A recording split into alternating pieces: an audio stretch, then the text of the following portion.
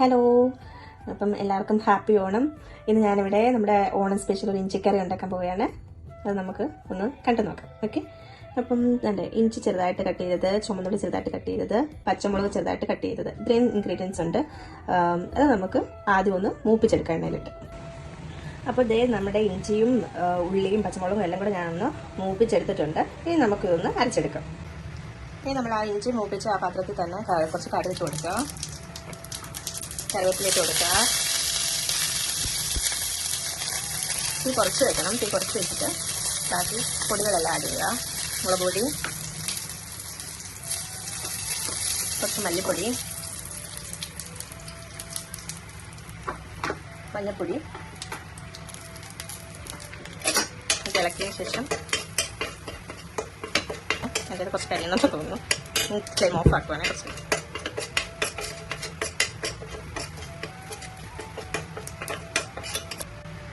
നമ്മുടെ പുളിവെള്ളം അങ്ങോട്ട് വയ്ക്കുക. ആവശ്യത്തിന് ഉപ്പ്. അപ്പം നമ്മുടെ മുളക് പൊടിയും മല്ലിപ്പൊടിയും മഞ്ഞൾപ്പൊടിയും എല്ലാം പുളിയും എല്ലാം കൂടി നല്ലതായിട്ട് തിളച്ച് വരുന്നുണ്ട്. അപ്പം നമ്മൾ അരച്ചെടുത്ത ഇഞ്ചിയും ഉള്ളിയും പച്ചമുളകും കൂടെ ഇതിനകത്തോട്ട് ആഡ് ചെയ്യും.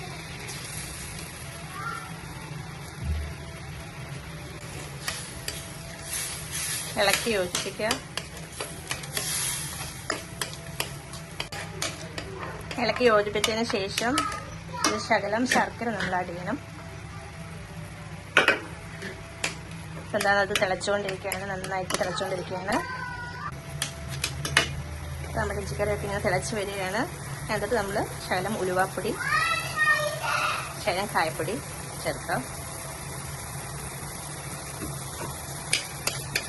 നന്നായിട്ട് കുറുകുന്നിടം വരെ ഇളക്കിയിട്ടുണ്ട്. നല്ല തിക്കായിട്ട് വരുന്നുണ്ട്. ഇനി നമുക്ക് ഫ്ലെയിം ഓഫ് ചെയ്യാം. അപ്പം നമ്മുടെ ഇഞ്ചിക്കറി എല്ലാം നല്ലതായിട്ട് തിക്കായിട്ട് വന്നിട്ടുണ്ട്. ഞാൻ ഉപ്പൊക്കെ നോക്കി നല്ല കറക്റ്റ് പരുവാണ്. അപ്പം നമ്മുടെ ഇഞ്ചിക്കറി ഇതുപോലെ നിങ്ങളും ട്രൈ ചെയ്യുക ഓണത്തിന്. ഓക്കെ, അപ്പോൾ ഒന്നുകൂടി എല്ലാവർക്കും ഹാപ്പി ഓണം.